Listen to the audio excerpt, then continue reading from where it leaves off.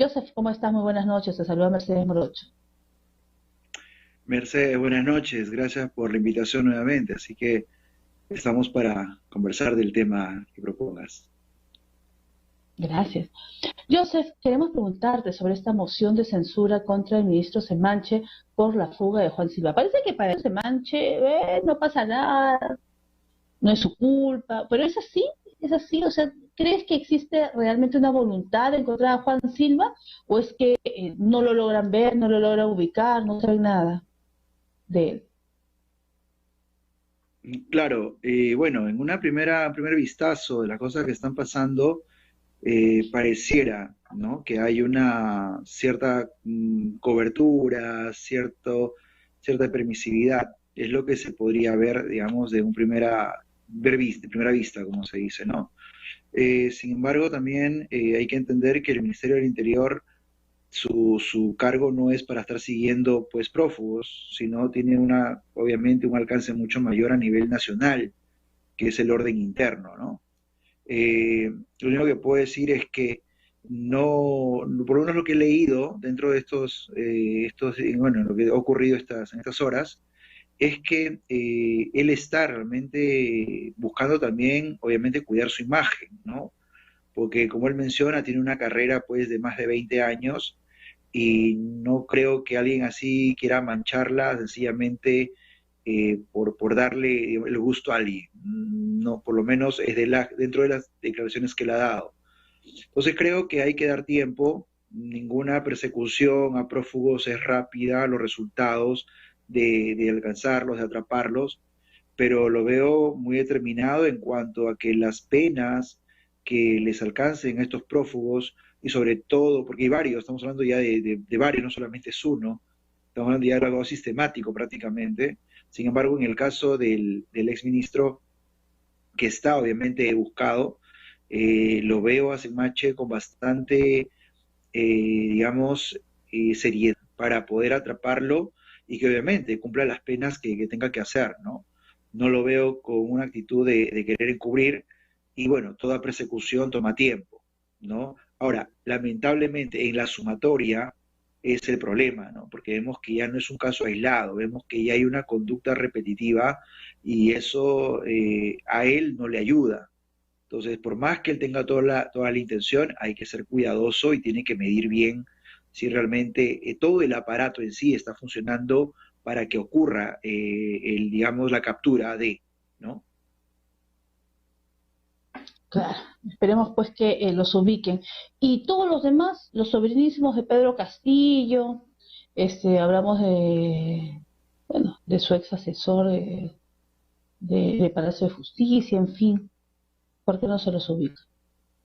¿Aplica lo mismo Sí, no, con ellos? definitivamente, pues como te digo, ¿no? Hay un comportamiento ya de sistémico desde adentro que está ocurriendo y eso le genera inestabilidad al propio Ejecutivo y creo de que el presidente va a sufrir las consecuencias de eso porque él como autoridad también tiene que ser frontal y si no lo está atacando de frente, entonces eso ya podríamos hablar casi de una complicidad implícita, ¿no? Porque claro, él dice, no, yo no sé nada de mi familia, pero no sé nada, pero tenemos que recordar que si han habido cargos de confianza, pues el que los ha dado ha sido él. Por lo tanto, él asume también esa responsabilidad y le puede alcanzar. Por eso que también se habla ya de una posible vacancia, porque ya vemos un comportamiento, como digo, que ya no es saludable para la estabilidad del país y sumado también, obviamente, a toda la gestión general del Estado en sí, no solamente el legislativo y también, obviamente, todo lo que atañe, realmente vemos un desgobierno desde adentro, ¿no? Lo más lamentable. Entonces, creo yo que sí estamos en una situación muy crítica y sobre todo, pues, como dije hace un momento, si el presidente no pone las cosas claras y no realmente se deslinda de eso y comienza también a apoyar a que se encuentren a estos personajes que le han hecho daño al país por sobre Castillo. Por el Castillo es un peón, ¿no? Acá lo que importa es el Perú, es la estabilidad del país. Hemos visto, Joseph, que han pasado pues ya varios gabinetes, tenemos muchísimos, y hemos perdido la cuenta de cuántos ministros han cambiado. Muchos de ellos, por lo general, no todos por supuesto, no daban la talla. Hemos visto también que hemos visto que la Contraloría de la República se ha pronunciado en torno a los dos viceministros del MINDIS, del Ministerio de Desarrollo e Inclusión Social, y que no tendrían el perfil adecuado, pero hablamos de la vicepresidenta y la encargada de esa cartera, la doctora, la vicepresidenta de la República, que indica pues, ¿no? que sí guardan el perfil. En conclusión, la situación es que existe un enfrentamiento entre la Contraloría y la misma ministra o vicepresidenta de la República, la señora Dina Boluarte. ¿Crees que esto llegará a buen puerto o esto ya va a generar que el Congreso se pronuncie y que exista de una u otra manera un proceso constitucional por el cual pues se terminará inhabilitando a estos personajes? Sí, es un tema, claro, definitivamente es un tema importante porque si hablamos de los ministros, son aquellos que deciden de manera directa el presente y el futuro del país. Entonces, sí considero que debe haber una mayor seriedad en la elección de los ministros. Por ese lado sí creo ello. Ahora, no hemos podido, y creo que siempre vuelvo a decir, acá hay una suerte de juego de poder. No solamente hablamos de que el Ejecutivo está por su lado y el otro por su lado. Lamentablemente, uno está contra el otro y en trampa. Entonces, ¿qué ocurre? Si das una cuestión de confianza y dices, sí, le damos la cuestión de confianza, y al día siguiente estás interpelando, entonces no dejas trabajar. Es como que, imagínate un equipo de fútbol, le digo a mis 11 jugadores jueguen, pero al rato saco a uno, al otro saco al otro, al otro rato saco al otro. Entonces no genero, no dejo que el equipo juegue y no puedo ver si realmente funciona o no funciona. Entonces, el Congreso también tiene mucha responsabilidad de esto, como también el Ejecutivo, porque ellos son los que escogen a los ministros. Entonces, en sí, en general, si vemos, el legislativo ni el ejecutivo dan la talla. Si hablamos objetivamente, ninguno da la talla. Entonces, es algo que tiene que preocuparnos. ¿Y es por qué? Porque realmente estamos dejando en manos de improvisados el futuro del país. Entonces, si exigimos tanto que un ministro tenga estudios, la pregunta es ¿por qué no exigimos que los congresistas tengan estudios? Que todos los cargos de confianza tengan estudios. ¿No? Estamos frente a unas elecciones municipales donde el candidato a alcalde puede ser un neófito, pero al teniente alcalde le piden una licenciatura. Entonces vivimos en una serie de anomalías, vivimos una serie de cosas no claras o en todo caso intencionalmente hechas para que no funcione el sistema. Entonces, comparto en que obviamente hay mucha improvisación en el Ejecutivo, pero el Congreso no se queda atrás. Y el Congreso son 130 con potencialidad de ser 190, si es que se aprueba la bicameralidad, que esperemos que no ocurra. Entonces, caemos en que el sistema realmente no se están respetando las reglas de juego y este constante ataque y contraataque es lo que nos está llevando a lo que estamos sufriendo ahora, ¿no? Entonces, yo creo de que la sociedad peruana tiene que despertar y darse cuenta que tenemos que ser más exigentes con nuestras autoridades, que sean realmente, no sé si profesionales o algún tipo de especialización para que estén en un cargo y podamos decir, tenemos gente que da la talla. Porque estamos constantemente, Claro. No muchas tan solo décadas. aplica el tema democrático de quizás el decir pues que todos deberían participar, claro, todos deberían de participar, pero tienen que tener pues al menos, si no es el expertise, el haber estudiado, ¿no? Y si no, pues yo creo que tendría que cambiarse también el código electoral. Yo que soy segunda secretaria de pleno de jurado nacional de elecciones será una de las propuestas, ¿no? Que debería de realizarse. Quizás las personas que quieren postular, pues 2 meses de capacitación, ¿no? Para poder saber, pues que al menos lo mínimo de gestión pública, porque algunos llegan a aprender. No se trata de que vas a llegar o a gobernar a aprender o a estar en el poder legislativo a aprender o en el ministerio a aprender. O sea, no es la forma, claro. No todos van a ser abogados, no todos van a ser especialistas en gestión pública, no todos van a ser, en fin. Pero lo mínimo es una capacitación que sea de 2 mesecitos. Yo creo que eso ayudaría bastante, ¿no? Y eso haría pues que las futuras autoridades entren eh, sabiendo. Se tardan congresistas que no saben nada y se tardan pues casi todo su periodo para poder aprender, así no va. En fin, y al menos estos de este Congreso son nuevos. Por eso es que se habla tanto de regresar pues al tema de la reelección, quizás de la bicameralidad. Hay que entrar a aprender complicado. Muy bien, quiero preguntarte, Joseph, acerca de las declaraciones de la Presidenta de la República el día de hoy, que ha abarcado varios titulares, ¿no? María del Carmen Alba ha dicho en forma categórica que solo hay una solución, así de tajante: la renuncia de Pedro Castillo y nos vamos todos. Es decir, ya colgaron la toalla todos, en conclusión. ¿Esto es así? O sea, ya estamos en esta situación que ya no damos más.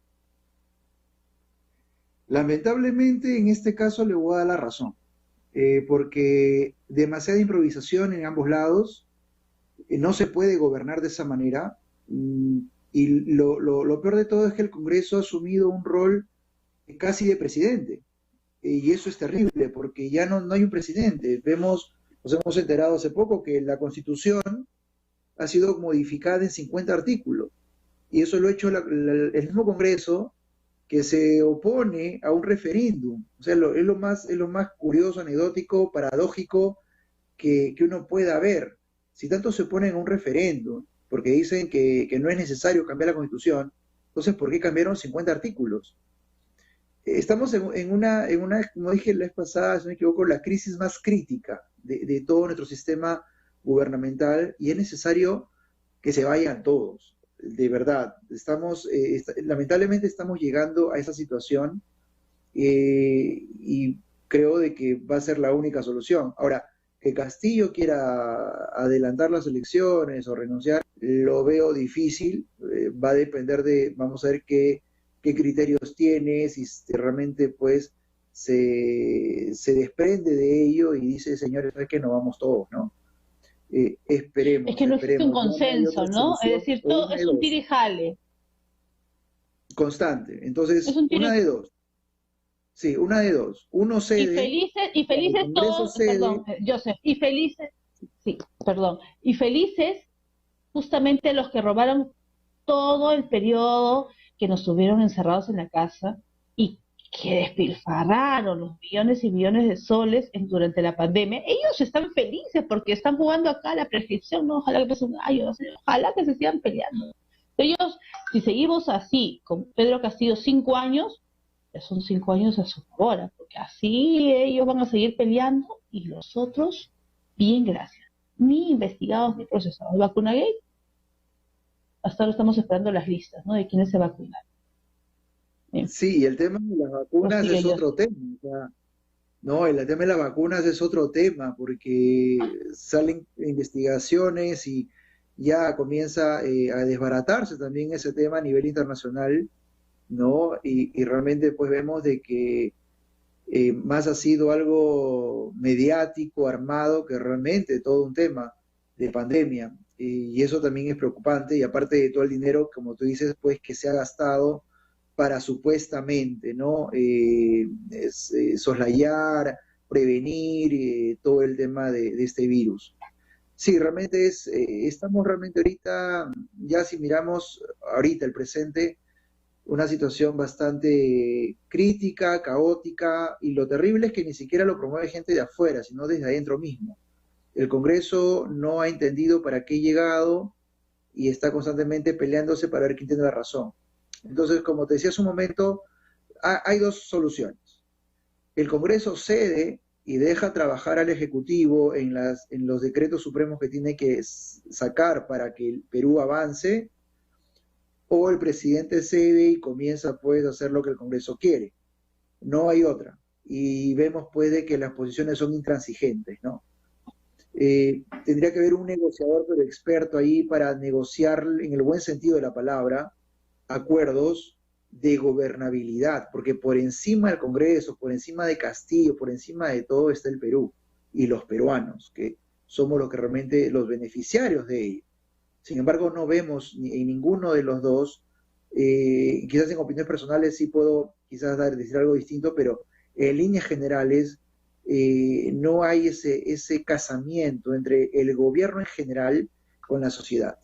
No estamos a frente a un paro que se viene ya el lunes, comienza un paro indefinido de transportistas y eso también perjudicar a todos, porque realmente Lima, como todas las ciudades, necesita de la provisión de alimentos, ¿no? Sin embargo, ya se habla y es muy probable que el lunes empiece este paro de transportes de alimentos de carga pesada.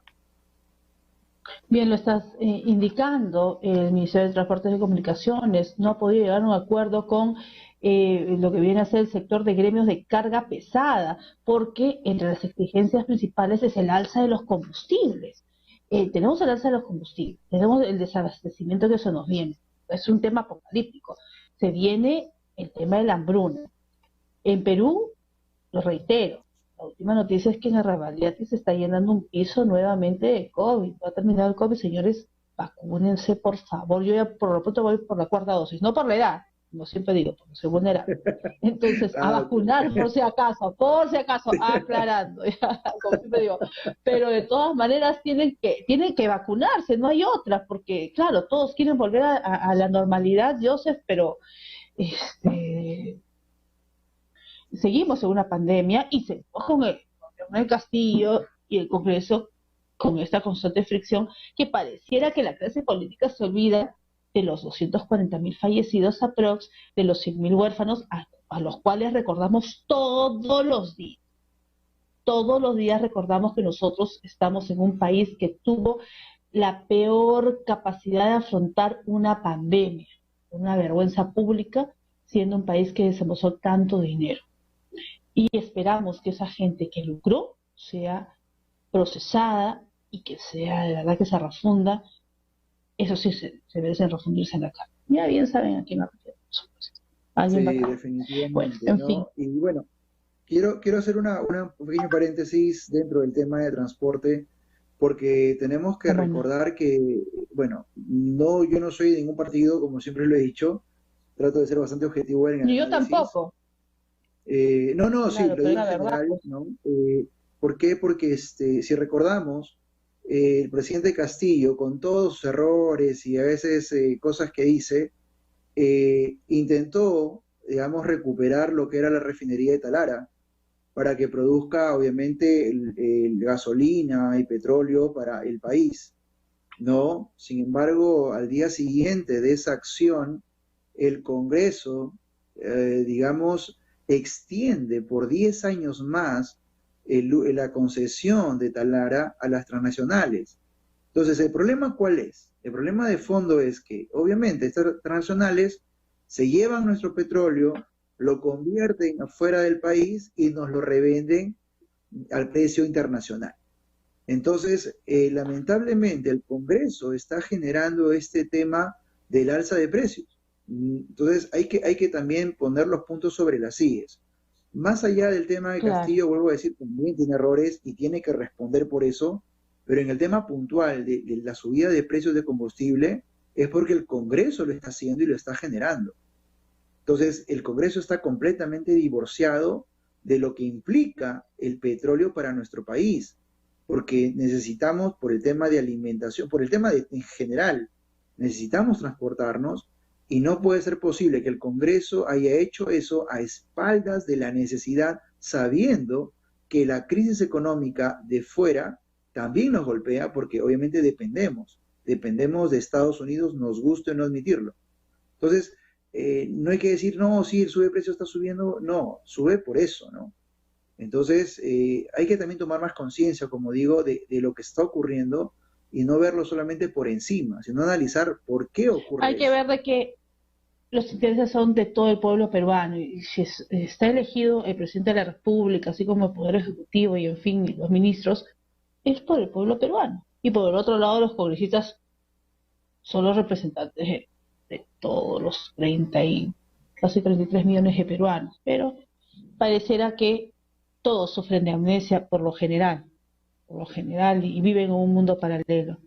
No se dan cuenta que la mayoría de peruanos, y lo decimos nuevamente acá, no tiene agua potable, no tiene luz, no tiene colegios, no tiene hospitales, no tiene postas médicas, vive en una hambruna. Hoy en día está en un friaje